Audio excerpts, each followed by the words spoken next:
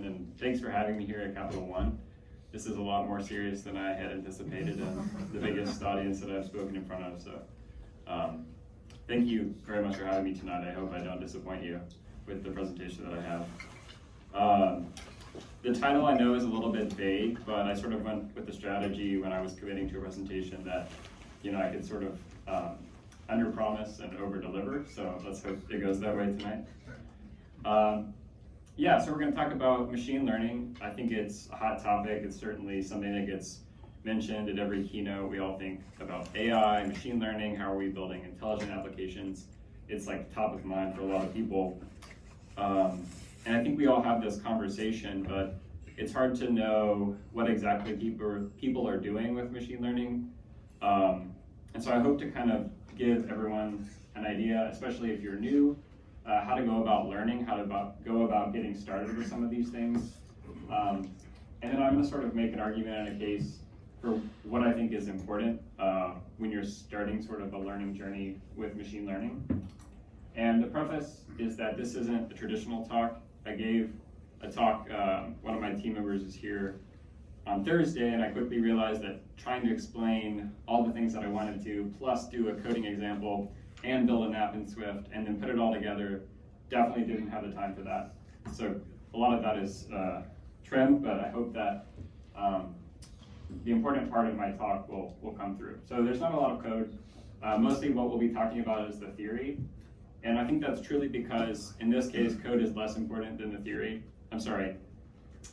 Code is less important than the theory. And the main reason for that is because this is my experience and sort of how it's been presented to me as an iOS engineer. I have this expertise in mobile, in Swift programming, and machine learning has been shown as something that I should care about. It's presented as an important thing, and I just haven't found that it's been presented to me quite the right way. And I think that's because a lot of it emphasizes the code and the frameworks more than the theory. So this is my learning journey. Hopefully it resonates with some of you. This is WWDC 2017. Apple introduced, as you know, CoreML as a framework. They said, great, so you're making this iOS application and you're going to make it intelligent. We're like, yeah, great, we're excited, Apple, show us how. And this is sort of what they put up. They said, all you need to do is take your already perfect machine learning model and just drag it into Xcode. And we thought, okay, great, but where do I get a model? And that was my question. So, like a good iOS engineer, I went over to Apple's documentation. I said, okay, surely they're going to tell me all that I need to know about machine learning. Unfortunately, this wasn't really the case, and I found it a bit hand-wavy. That's how I read that emoji. And so I sort of gave up.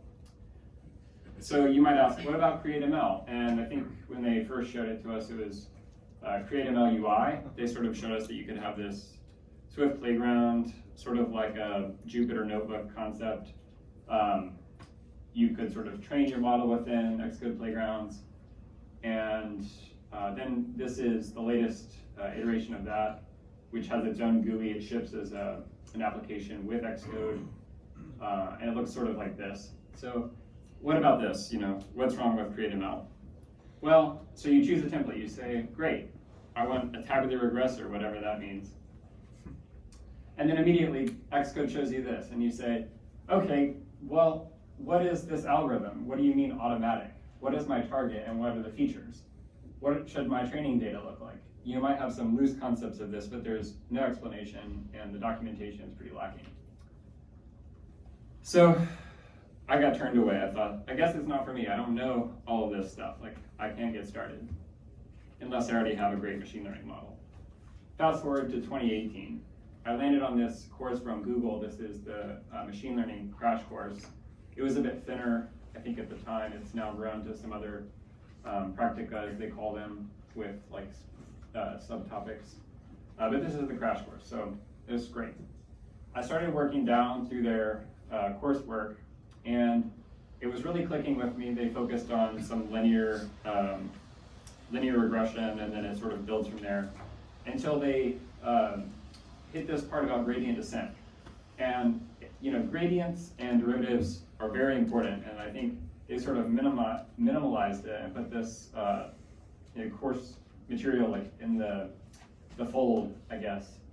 And so, when I went into this, immediately gives you this formula and doesn't do a great job of explaining it. And so I started to read down. It was okay. I was sort of following it, but again, I found it like it was saying it wasn't important, but it felt super important to me. So I kind of gave up. It's not for me. Like, if I don't know this calculus, I shouldn't be doing it. I will say though, this is linked at the end. It's a great resource, especially if you're getting started. There's a glossary with pretty simple explanations. So if you run into a term which is very, very common with machine learning, you're going to find that there's a word, a special word just for about any idea. And oftentimes the explanation is relatively simple, but they build on each other. So you'll quickly run into something that you haven't seen before and then need to go and reference other definitions in order to get to the place of understanding. So definitely recommend it. Okay, so then 2019, last year, I was reading through my Twitter and I saw this tweet. And you may recognize Aaron from Big Nerd Ranch. Early on in my learning of Objective-C, I read this book. So I have like a fond place in my heart for Big Nerd Ranch and Aaron. And I saw that he was studying machine learning at Georgia Tech. And that sort of threw me. I thought, this is someone who I think of as like an expert, but like in mobile, and not necessarily someone who I would think would be studying machine learning. And so I clicked on the tweet, and then it led me to his profile. I read through a few tweets, and it led me to this course. So you may recognize this. It's one that I think a lot of people recommend.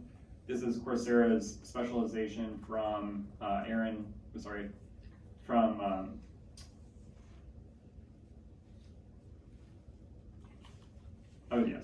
So let me step back. So I clicked on Aaron's profile though and saw these other tweets about Coursera's course and sort of looked through the example and saw that it recommended, I think, 3 months. Yeah, 3 months to complete. I thought I need 3 months of knowledge just to like do sort of an online course. But I was about to take a few weeks off for break and thought I would have some time to really devote to this. So all in all, it took me several hours a day, maybe a month or so to complete. But this is a course that I definitely recommend.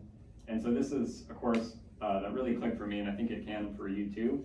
And if it doesn't, there are other resources out there, but it showed me a lot of important things about how to approach machine learning. So why should you care? You're a Swift or an iOS developer, and you write Swift code all day, you write user interfaces. You may recognize, this is Richard's proposal from, he was on Google Brain, which I guess is some subpart of Alphabet, and they were working on Swift for TensorFlow, so this is a proposal. And the way that they merged it in was this proposal is humongous. It's, I don't know, it would take you a while to read. They merged it into the documents directory of the Swift repository on GitHub, and they said, we're going to need quite a few proposals to build on this, and it's going to be easier to link to this giant manifesto rather than to try to go piecewise and implement all these different pieces as separate proposals. So this is happening now. If you download the latest beta Xcode, you saw there is, I forget the name, but you can call a type as a function. So this is directly coming from here. So the clear path that I think Chris and Richard is the one, I think, leading it now. He's at Apple as of this year, is to drive us towards this idea of differentiable programming in Swift. Swift is going to adopt differentiation as a first-class citizen within the language and the standard library. So this is where I think you should approach it from, because you're going to see it, and you may not fully be able to appreciate what the proposals are saying unless you have a bit of context. So what did I learn from the course that I took? Coding is definitely the easier part, and theory is the hard part here. So a lot of tutorials that I see are like, learn machine learning in an hour, or build a model in 30 minutes. And ultimately, what I think that those tutorials do is wave their hand around some of the calculus and say, it's not important. And maybe you don't need to know all of the small details. I do think that it is important to fully embrace some of the math behind machine learning. Don't be too eager to code, it's less important, and really enjoy learning about the theory. It's definitely not as daunting as you might think. Like I said, machine learning loves terminology, and it loves complex visuals, but a lot of times you can explain these concepts with simpler language, and so sometimes it's just a matter of finding the explanation that works for you. And be patient. Like I said, there is a month or so of several hours of going through this coursework, and I think that's why we tend to see tutorials that are either like 30 minutes, because there's no way you can cover all of that in like a blog article. So it's definitely not something that lends itself well to short tutorials, and that's why I think coding examples when you're getting started can sometimes be distracting.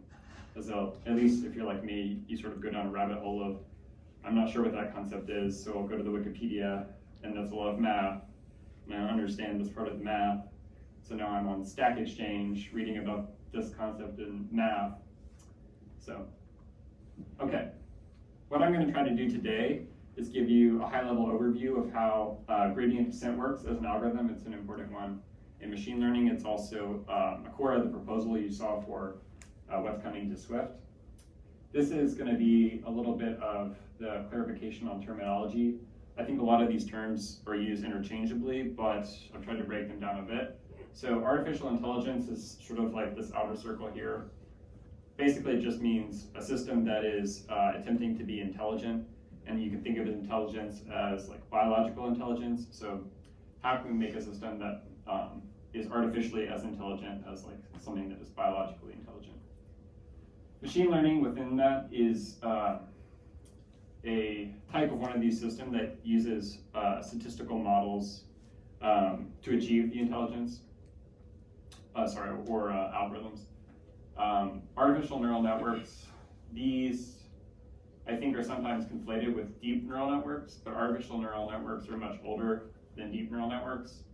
And they're inspired by biological neural networks. Like the early days, people like to think of them as being a good model for the way that the brain works. But if you talk to any neuroscientist now, they would say, it's like a cute metaphor, but that's about it. And I don't think it's nearly as popular as like this is exactly how the brain works anymore. So deep learning is the topic that I learned about in this Coursera course. This is also referred to as differentiable programming, as you see in the Swift manifesto, the differentiable programming manifesto. And this is based on the concept, the earlier concept of artificial neural networks. Some of these types of architectures for deep neural networks are just simple deep networks. Then you might also see RNNs, or recurrent neural networks, and convolutional neural networks. And then there's a whole other, there's quite a few other networks that have sort of added some of the concepts of deep learning to improve them. Okay, so you're used to writing a traditional program, maybe Swift app, an iOS application, and a lot of times this is like a graphic that you might see when they're explaining how does it differ from traditional programming. So we're used to writing, say, a function that takes in some sort of input, we apply our business logic, and then you get out an answer. So in the machine learning approach, what we do is we take an example, as it's called, and an answer, and we feed that to a model which learns how to then predict the right answer for unseen examples in the future. These diagrams depict just a deep neural network. These are one of like the simpler architectures. Sometimes they're called multi-layer perceptrons, or MLP, as you would see in the Swift proposal. But this is actually a pretty simple diagram. And I know, at least when I saw it, I think at DevCamp 2 years ago, Eileen, she always did a great job talking about why iOS developers should be caring about machine learning. This seemed like super complex to me, but now it's actually pretty simple, and we'll talk a bit more about what exactly this means. But the big idea is that a machine learning model is just a function. All this diagram is telling you is that it takes an input and then puts out an output. In the middle here, we call these hidden layers. So even though you see 5 layers on the model on the left, we only really talk about the hidden layers because these are ones that are within the model that you can't directly see as the input of your function or the output, what you're getting out of it. So the general steps for making a deep neural network: we prepare our data, and then we're going to loop for a number of iterations. And this is something that is done sort of in an iterative fashion based on your specific problem, what your data looks like. But you can think of it for now as just a set number that we repeat. We compute the loss is what you'll hear. And then we do a backward step to update the model. And then once we're done with this and we're happy with where the loss is or the way it's performing, we use our model to make predictions. So this is the forward step. It's about taking the x's and then ultimately getting out the output y's on the right, like I mentioned, just a simple function. We call the x's our input feature, and this is represented, this would be represented like, you could think of it as an array, but machine learning would talk about it as an input feature vector. And we'll talk a bit about why a vector.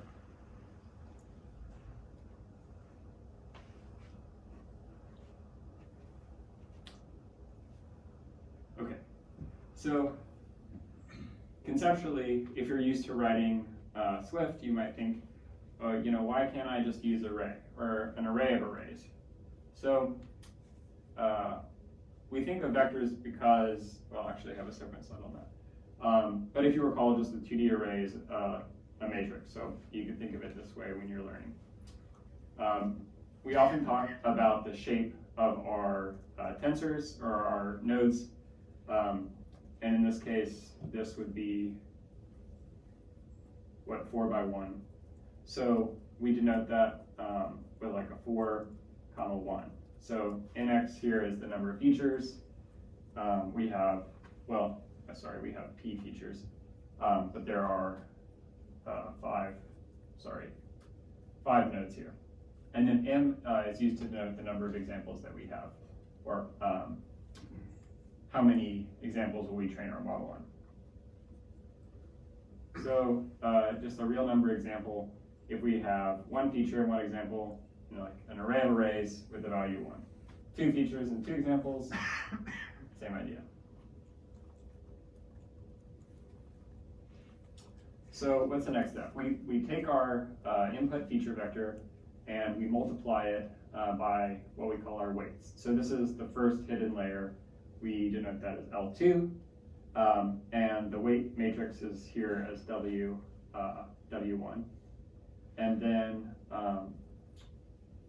we compute it's just a weighted sum. So this is also written as the dot product, the matrix dot product, which is the sum of the products of the corresponding entries, and it's written this way. So as I mentioned, we don't use simple arrays, we use vectors. The syntax for this is like not quite as nice in Swift, and so I think it might trip you up thinking that something more complicated is happening here, but really we do this for performance. So when we vectorize our implementation, we can compute these types of matrix multiplications much more efficiently because we can compute basically this matrix or like the output of an operation on these vectors in parallel. This was merged in Swift 5. There were SIMD types added to Swift, and they wanted to sort of like lock this down before ABI stability. So I forget what exactly the limitations here are, but you'll find, for example, that you can go up to like 16-dimensional vectors here, 16 by 16 in Swift, and then beyond that you have to kind of go a little bit, the syntax is not as nice. So why do we do this? For performance reasons. Vectorized implementations are much faster. This is like the intuition you can take away. And like I said, it gives you the ability to do some parallel computation. I think in Apple's documentation example, they do maybe 10 billion or so numbers, floating point numbers, to give you this comparison. I just put this in a playground to kind of run it, and I only did 10,000 because I didn't want to wait for this operation to build this list of float. But again, the intuition is that it's just much faster. We do this for performance reasons. So the next step, we've done our weighted sum, our dot product of our input X features and our weights in our first hidden layer. And the activation is a way that our model learns nonlinear relationships.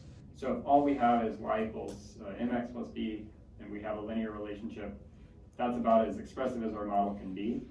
So it turns out if our data looks more like this, a linear function is going to be pretty limited, because maybe the best it can do is just draw it right in the center.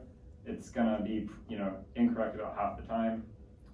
But a nonlinear function added onto this linear function allows it to learn a nonlinear relationship.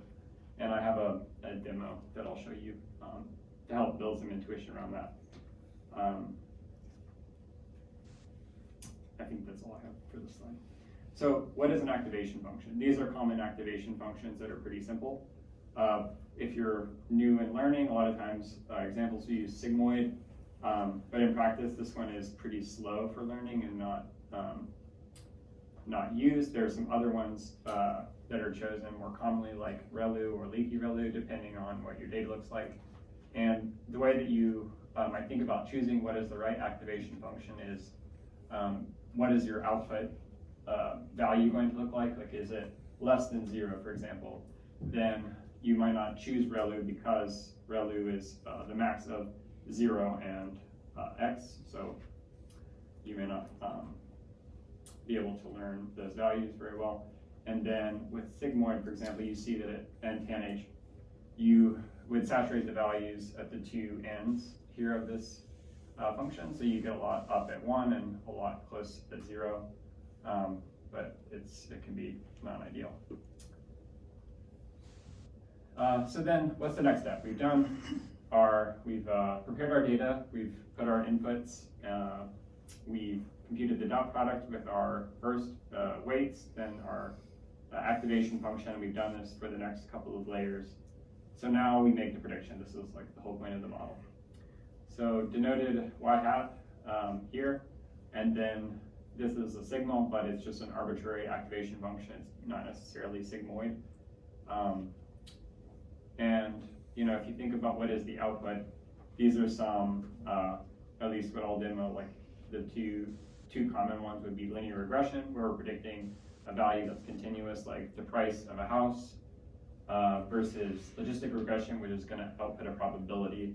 And we can combine that with another type of output to give us different probabilities. So, for example, what is the probability that this is a picture of a cat or a picture of a laptop?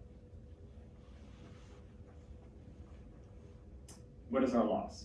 So I mentioned loss before as a way that we know how good our model is doing. Loss is the difference between what's predicted and then the true label. So sometimes this is called the true label, the ground truth label, but they're used interchangeably. And the loss function that we choose depends on the type of prediction that we're making. And so the loss measures how the model did on one example. The cost typically measures, or always measures, the performance across all of the training examples. So if we have low loss, we're performing well. If we have high loss, then we're not doing very well at predicting. And so the goal is going to be to get our model to perform well and to have the lowest loss. Maybe not strictly, but I'll talk a bit about that with the demo. So as I mentioned, like if we're doing linear regression, this is a simple squared loss. So this is denoted by J, usually. Theta represents, or refers to our parameters, the parameters of our model.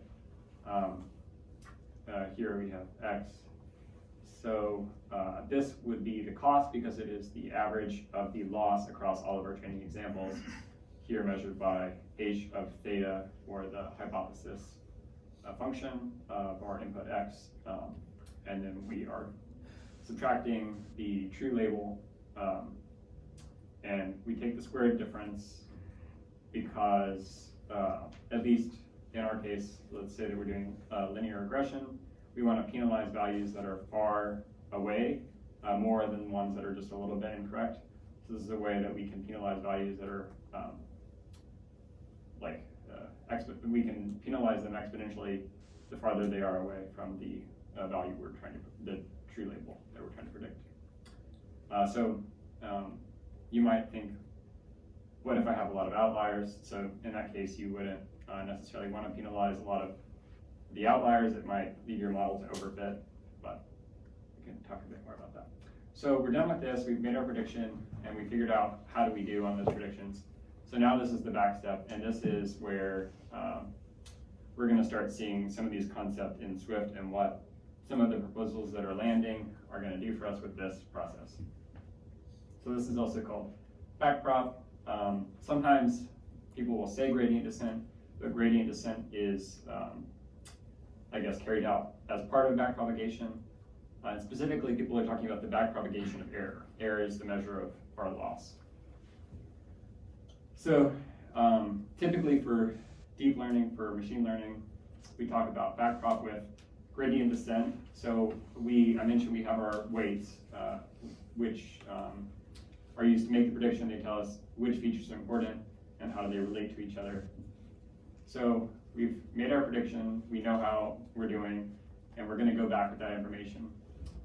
So if you think about our cost function, which I put on the other slide as j, which is just the squared loss, the difference between those two, the prediction and the true label, we want to get here to this minimum. So let's say that this is the ideal value for our parameters, the ideal for our model, which is the lowest loss that we could achieve.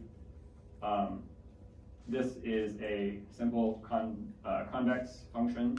Sometimes it looks a bit different. There's a problem of like local minimum where you might have several small minimums that are not the global minimum. But in a nice case, the cost would look like this, where there is an ideal like lowest cost that we could arrive at. So we don't know this when we're training. How do we arrive there? Well, for gradient descent, what we do is we take the derivative of our cost function and use that information to update the parameters. So this is where I think it's worth your time learning a bit more about gradient descent, because this is like the meat of the proposal. So the objective is just to find the parameters that minimize the cost function. Like what are the best weights that we can choose for our model that will result in the lowest loss. So this is the step where we update based on the derivative of our cost function. So you can see theta. Theta is our parameters of our model, and we subtract a multiple of something that's called a learning rate, here denoted by alpha. And yeah, this is the in-place update that's written, but basically we'll take the current weight and we'll update it by subtracting the derivative of our cost function by some value alpha. So this is borrowed from the Swift proposal. I think it's a pretty good visual to indicate what is a derivative. It's just a single real number, and intuitively, even if you ignore the math, it's just telling us how much does the output of a function change when you change the input of the function. Typically, that's this like infinitesimally small value that's written as epsilon.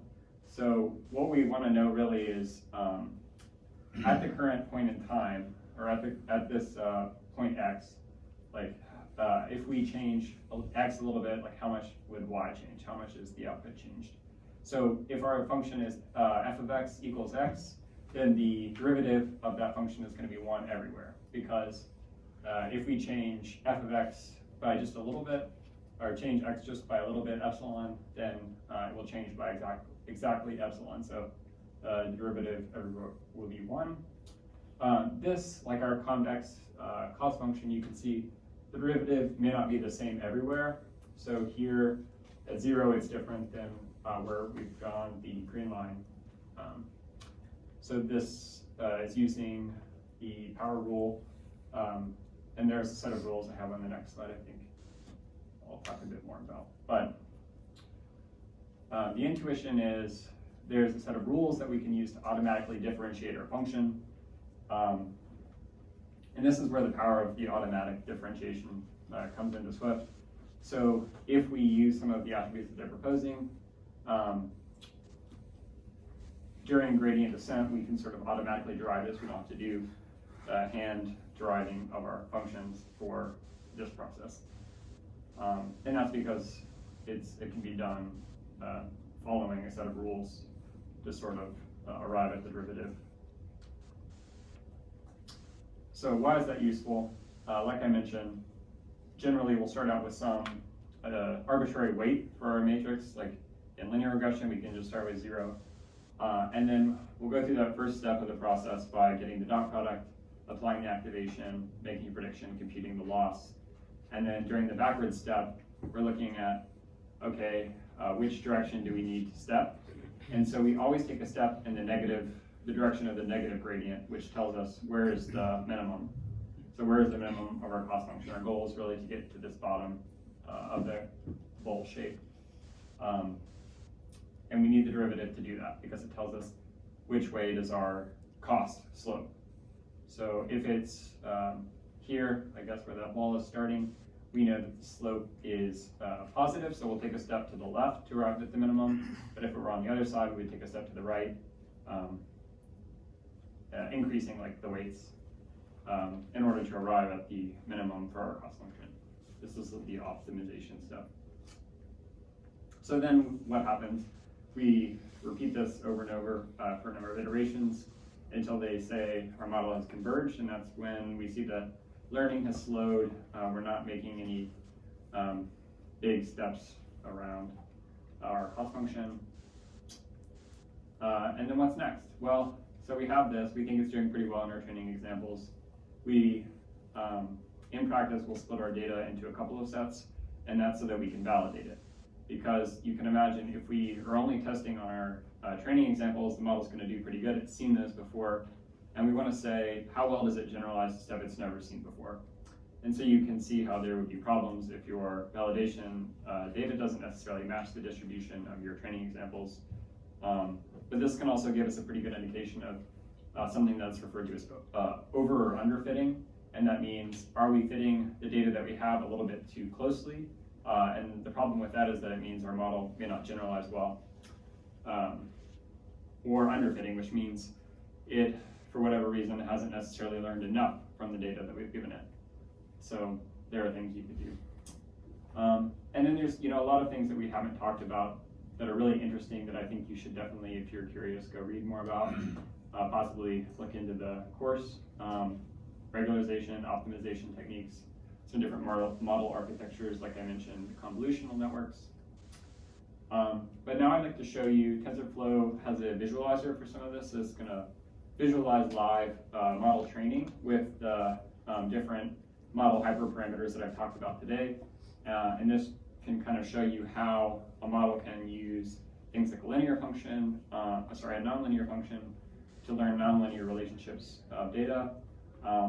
And then, we can talk a bit about some of the other things that are going to be there, like regularization, and some of the different activation functions, how they impact the performance.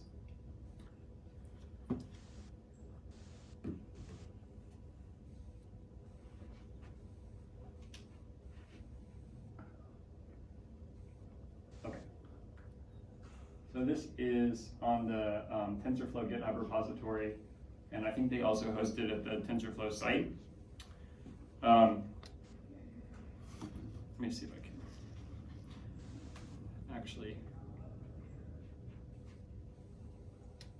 maybe I can just mirror my desktop, will be easier.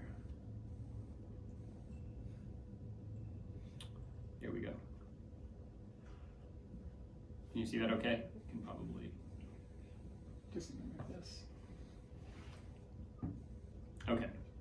So I mentioned alpha is the learning rate that's up here. We have our activation set as the 10H activation function. We're not doing any regularization. And our problem is classification. And so the way that a classification problem differs from a linear regression problem, as I mentioned, is that we're essentially trying to figure out which label applies. Is it an orange or a blue? So if we take away all of these hidden layers in the middle and we just have two input features, and one thing that I noticed here with the regression example that I don't like is that it assumes that we don't have a good feature that would easily linearly split the data. So you can see here, the data like has this nice, linear division. And if you have a feature, say X1 actually looked like that, or if we had a way to sort of describe that relationship with one feature, we could easily do that. You don't necessarily need any hidden layers or things like that. So that's kind of the assumption that it's making. So if we, let's say, switch back to classification. We have a shape like this, and we don't apply any hidden layers. We simply give our model the two features and attempt to learn. Let's see if it's going to actually do anything. Yeah, the loss is pretty high. So here in the output, you can see that it measures loss. These epochs are kind of the idea of the iteration. They're just going to go an entire time through our training set. And if we add one hidden layer, we can see if it'll do a little bit better. It should do a little bit better, but it's still may not be perfect. So there's sort of like an art and a science to deciding on the number of hidden layers and the number of, they're called hidden units within the layers, and they're denoted, or in the diagram that I showed you earlier, that's what this is modeling. Those will describe the number of layers you have in your model and the number of units within each layer.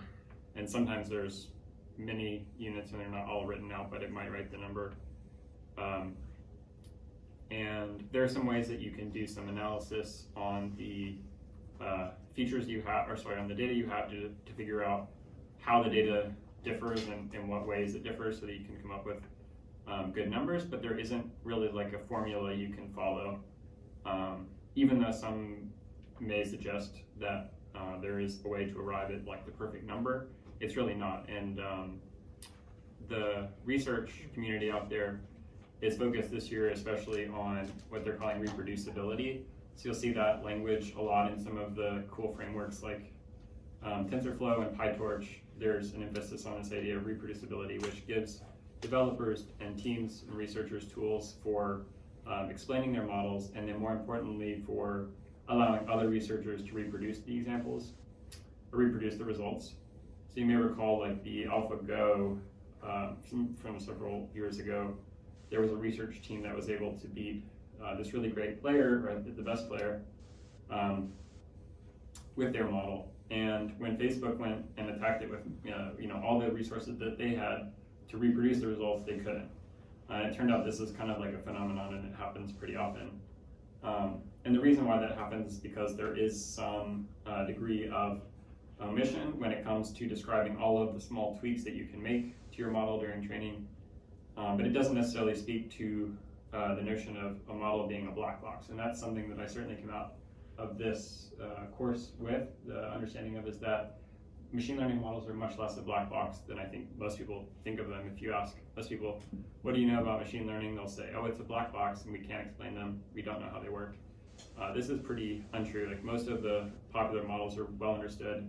You can describe, you may not know exactly why one weight necessarily relates to your data in a specific way, but at least for most of like the popular architectures, there's an idea, some intuitions around why they work. Okay, so I think that's the idea. This is on TensorFlow's site, but what we should see if I go back to this is that in this case, when I've added 2 layers with 2 neurons each, the model very quickly you saw the loss just plummet here, learned to split the data in this nice way. The loss is almost at 0. And so this is pretty typical.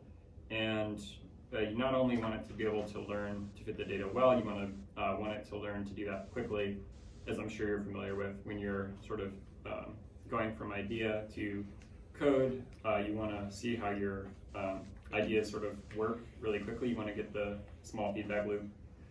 So there is also an emphasis on sort of like quick feedback when you're writing your models as well. Even though you might have more resources to run them for longer, you're still interested in getting a fast feedback. Okay, so jumping back here, I just have a few more slides. Oh yeah. So my key takeaways for you are, be a beginner every once in a while. I think I wasn't willing to fully embrace the confusion that I had for some of the calculus behind machine learning. And I was mostly looking for a framework to do a lot of that for me and say, don't worry about what's happening, just write these few lines of code. But if you're interested, I think it's fully worth your time, and it's not going away anytime soon. You'll continue to see it. Yeah, and if I've confused you, it's more because I am bad at explaining it. I gave this presentation to my boyfriend on Sunday and he fell asleep. So yeah, wouldn't be the first one. I think that's it. Here are some of the links. Like I mentioned, the Google Machine Learning glossary is really great. The course may not be great if you're just getting started. If you are comfortable with the calculus and you can kind of gloss over that, jump more into some of the programming of it, it might be good for you. But then if you are newer to the calculus, I would definitely recommend Andrew's course on Coursera. I think it's like self-paced, and you can just pay for a month or so at a time, and that's what I did. And like I said, you can complete it, even though they recommend 3 months. You can probably do it in about a month if you have enough time to dedicate. And then I pulled a graph from this site. And there's the differentiable programming proposal that's in the Swift repo. You should go check it out if you haven't already. So now I'd love to take any questions, talk a bit more. So what level would you consider yourself at? You're about intermediate? You're pretty knowledgeable now?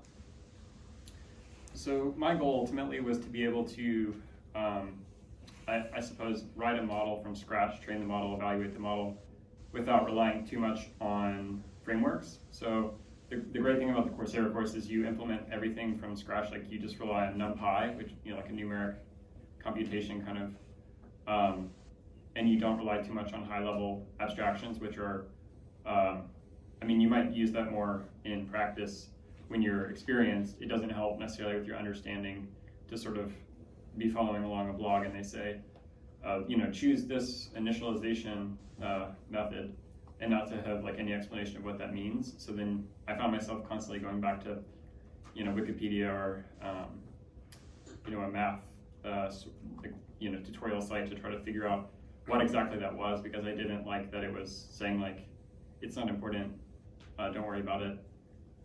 Because I think it is important. I think it's important to understand that it's not so much like a mystery of what it's doing. It's just like a mathematical function. So I have a quick question about the course. I pulled up the webpage for it. It says starts on February 17th. If it's go at your own pace, why do you have to wait for it to start? Yeah, I think that's Coursera's marketing. They're like, it starts the day that you happen to visit the site. The date updates every day you visit it. It's like, it starts today. Why don't you sign up? Gotcha. Yeah. Well, today's the 12th, so at least it gives you a, You better start today. It's today. It's 5 days. Yes. I think you mentioned that That's true. That's it. there's a new feature in Swift 5 too. I think call as function. That's right. Yeah, and you mentioned that. What exactly is that? Like, what's a good use for that, or how does it work exactly? Okay, so I think the best way to explain it is that even though in Richard's proposal, he's sort of indicating all these, let's see, other use cases potentially. Do you see that? Okay. So So call as function is basically, it's not a protocol and it's not like a decorator. You just implement this method on a type, so that type can be, a struct, an enum, a class, doesn't matter. But your type will implement this call as function, and I think the number of arguments you take is also up to you. I don't know exactly what the toolchain is doing under the hood, but it's looking for this specific method name on your type, and what that enables you to do is to call your type as a function, as if it were written that way. So the biggest thing that this is going to enable is like clean syntax that matches the Python syntax and other programming languages that people do machine learning in. And so one of those layers that I showed you in the diagram, like we were looking at what are called fully connected or dense layers. So typically you'd write sort of like your layers out, at least like in a simple sequential model. And then what you want to do with that layer that you've described, so you say my layer is dense, it has 64 hidden units and it uses relative activation. I don't want to call like my layer dot, propagate or forward propagation. You just want to have a pretty call site with like a dense and then the output of the previous layer. So it just enables like the same syntax. So you'll see that like,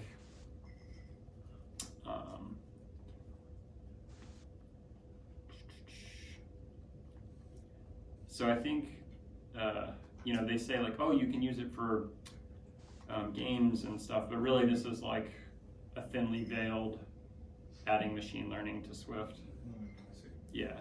So it's kind of like, it reminds me a bit of like a subscript, being able to write a subscript method on a type. Yeah.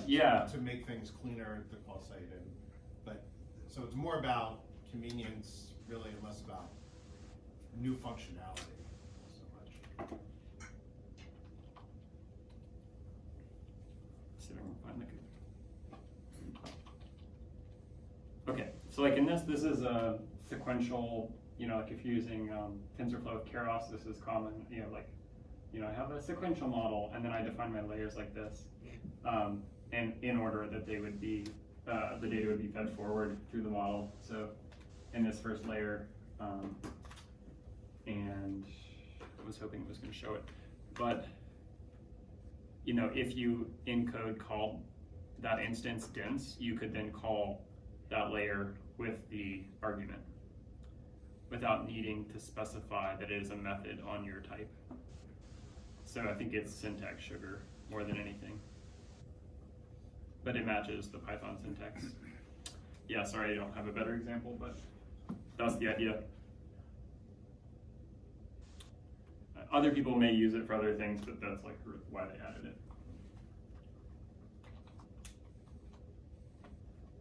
So you create your model in TensorFlow outside of Swift?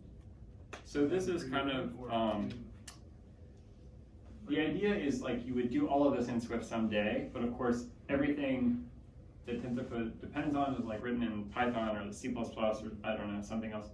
So the reality right now is if you try to use this to actually build a model, you'll constantly be calling into Python. You may remember that there was like dynamic callable and I don't know, you got like dynamic subscripts, and they were like, this is really great for interoperability with Python, and it's all because of that. So right now you can like, for example, if you wanted to plot the loss over each iteration that you were training, you can't really do that with anything that's like native to Swift. So what you do in all of their examples is basically call on Python as if it were a module, and then like just give it an expression like import matplotlib, and then I don't know exactly what it returns, but then you sort of use this like, object to like make calls into the Python runtime to, the Python interpreter to get like the results of that Python library. So if you use it on, they have a collab setup. So if you, like I tried to install, hopefully I don't have any, let's see, trouble finding it. It was here before.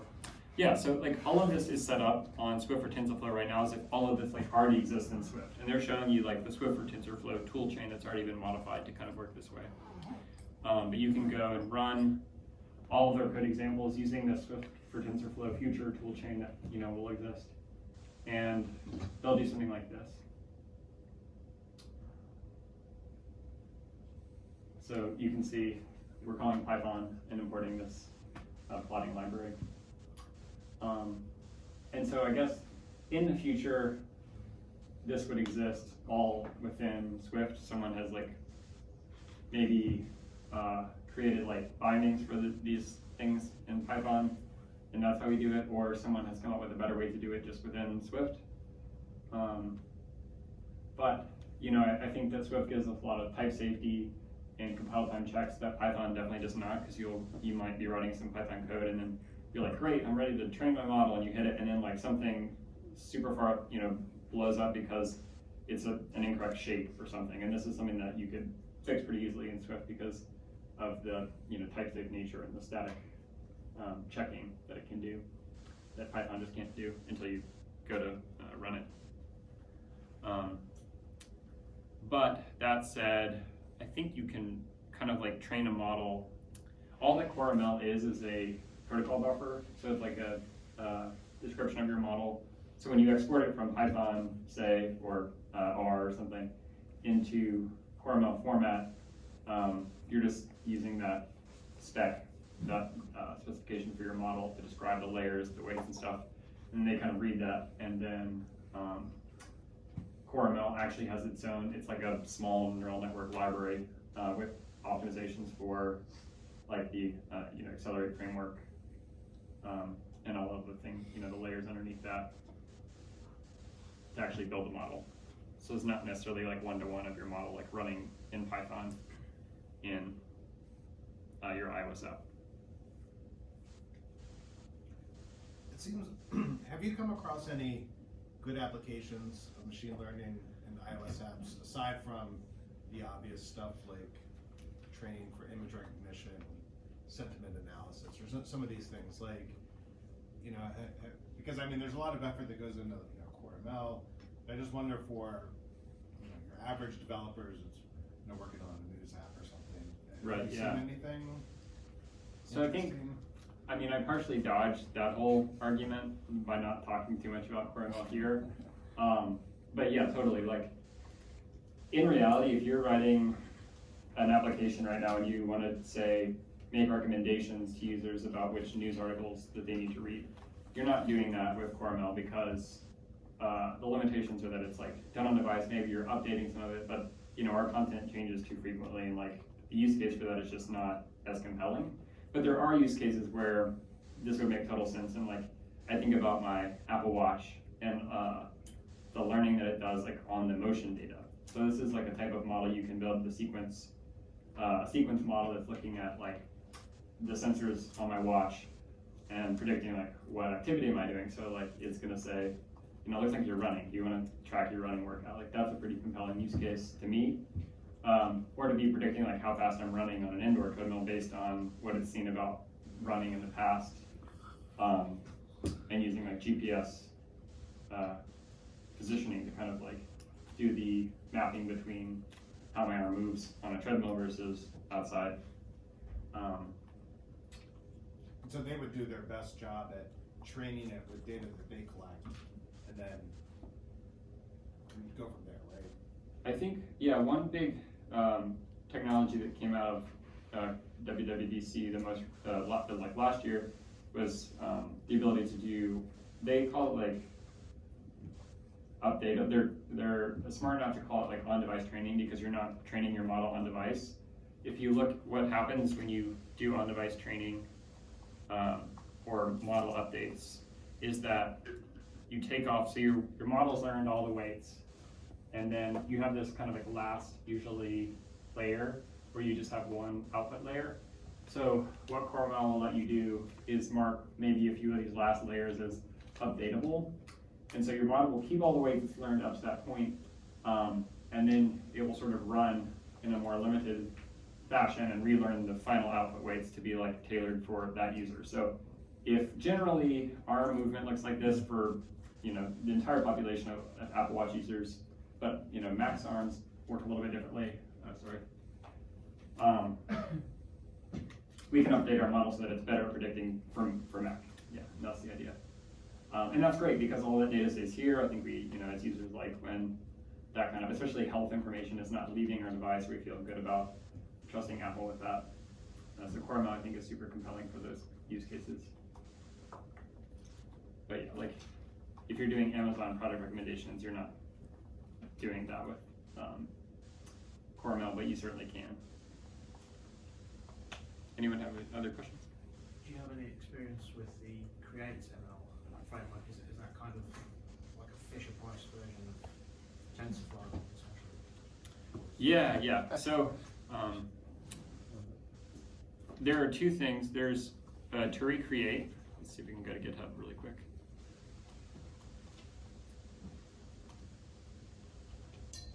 So Apple has to recreate, which is a Python package for doing machine learning. It's like a task-oriented as opposed to TensorFlow, which is still like an abstraction. You still have this object-oriented, like linear regressor or something you can call that will kind of like have this implemented for you if all you need is like a straightforward, implementation to start with. To recreate is even more like, okay, you're making recommendations to users. So, here is like a very opinionated object that's already set up to do just that. And then that maps directly because CreateML is a Mac app that ships with Xcode that's one-to-one with those. So like here I'm gonna just say, I want to classify activity. So I wanna know what is Mac doing when he moves his arm. So that's gonna give me this. And this is where I think it falls flat because if you know what you're doing, you're not using this. And if you would like to use this and you want to make intelligent applications, you have no idea, but you're like getting started, you have no idea what any of this is, and Apple hasn't done a great job like explaining that. So there could be some future, maybe we'll see more of it this year at WWDC where they say Swift for TensorFlow is going to be really great for the learning community, like in educational settings and academic settings. It makes total sense, people who are getting started with it. It's already friendly, it has this great REPL environment, and there's like tools around that. But I just don't see this as being like what you'd want to use. Someone had to do a demo for the executives. Yeah, I mean, it made more sense when it was the playground. I thought, okay, they're starting at that idea where like, eventually you'll have the Jupyter notebook idea. So why do you think Apple persists with this when it feels like everybody who knows what they're talking about is doing it outside CoreML using TensorFlow? Is it just the kind of, we need something in-house, otherwise it's embarrassing? I suppose, I think Apple's taken a lot of criticism for like ignoring, machine learning for a long time. Like people always say that, Apple's products are not very intelligent, like they don't recommend me things that are relevant, they don't learn that I do the same thing every day, like why is it not personal, like when I interact with Google products, like these are well understood problems that have been solved and like Apple doesn't seem to be adopting these things. And so this is like what I think is sort of part of their answer to that, which was criticism from a couple of years ago. And they've certainly gotten a lot better, but as far as what they're offering developers, CreateML is a great step. I mean, Eileen talked about like what it took to integrate a model before CoreML. I mean, if you already have a great model and you want to put it into an iOS app, there's a lot fewer steps than there were before. So I think that's a great step forward. I don't think this is necessarily gonna, I don't think people talk about it as being like interesting. But all the big, like Google has the same idea where it's like a no-code solution, and you can have AI, like just put your data here. But again, I think it ignores the fact that like you have to understand what your data is, or like what are you doing, and then once you do, you're like, this is not good enough. Like I'd like to go beyond just this simple, or maybe it is, but I haven't found anyone who's like really into it. How do you know if your model is overfitting, and how would you make adjustments? Yeah, so the reason I said we split the data into multiple sets, so the degrees of error between those sets is often a good way to indicate if your model's overfitting or learning too much from like the noise. So if you have really clean, like perfect data that fits a nice shape, then it's said to have no noise, but oftentimes data has a lot of, like outliers, like things that kind of don't fit as neatly into those perfect lines. So what you want to do is like not overfit to those, because it means that it may not generalize well on new unseen data. It might think like, well, the data is really noisy, and so you might be this outlier. So that's sort of what happens. But I don't know if I have a bunch of slides that I shoved down here. I might have the overfitting, underfitting. But it's like the most common problem. Let's see. Aren't you guys glad you didn't have to look at all these slides?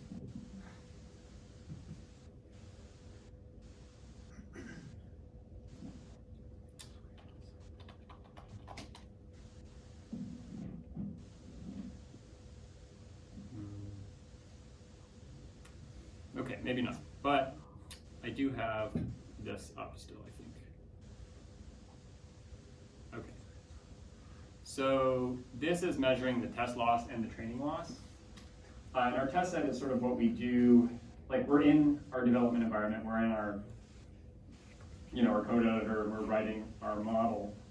We're not actually doing any testing usually at that stage on our test set. So the test set is reserved for after sort of like we're done tuning the model. And the set we use to actually do the validation within like, the iterative cycle is the validation set. And that's because we don't want to wear out the test set. Like as you fit to the test set, you can see how that would quickly like cause your test set to lead you to overfit your model to your test. So we reserve a separate set for just doing validation. Like I train, I figure out how bad it's doing, make some tweaks, and then I want to see if that's better. I use, then use the validation set to validate it before then finally evaluating on my test set. So the degree of error between, say, like what a human can do, there's like this notion of, it's called Bayes error. It's like the optimal level of error you could achieve. And let's say that like, Bayes error is 1% error, like, that's as good as a human can do. But then, like for example, in this set of the handwritten digits. So for example, Bayes error was some level of error that a human could look at a postcard and read what a handwritten number was. Then we've surpassed that with a model now. So a model is actually better. Like humans make more mistakes looking at mail, reading those handwritten digits than a model will make. So Bayes error is now higher than human error. So Bayes error is this idea of optimal error. So the degree of difference between Bayes error and, say, your training error is like the underfitting. Like you can perhaps look at different strategies for improving the performance on the training set. You can look at the degree of difference between the training set and the validation set as, I have a good diagram for this, I'm sorry. But essentially you can kind of use those validation metrics as a way to determine if you're overfitting or underfitting. Those are a good place to start.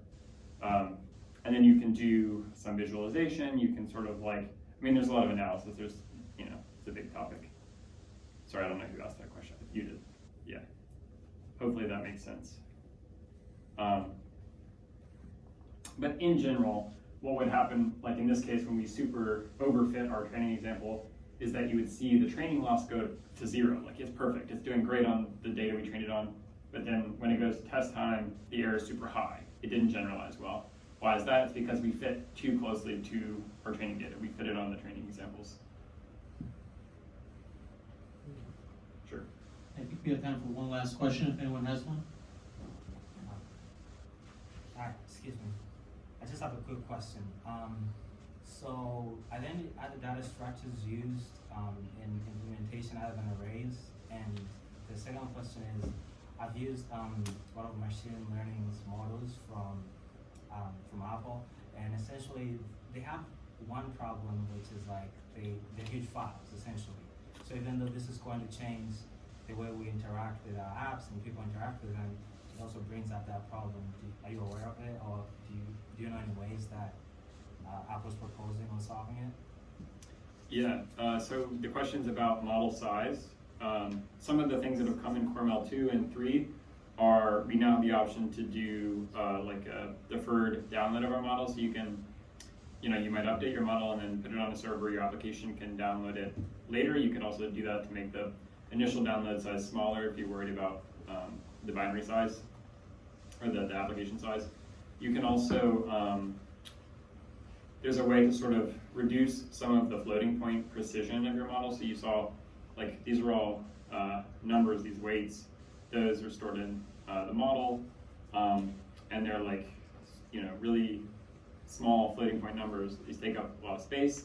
So you can actually reduce the precision from, say, like a 32-bit floating point number to a 16-bit floating point number, and it turns out that will reduce the size of your model, but it can impact how well it performs. Like, it might lose some precision, but that's like an evaluation you would do.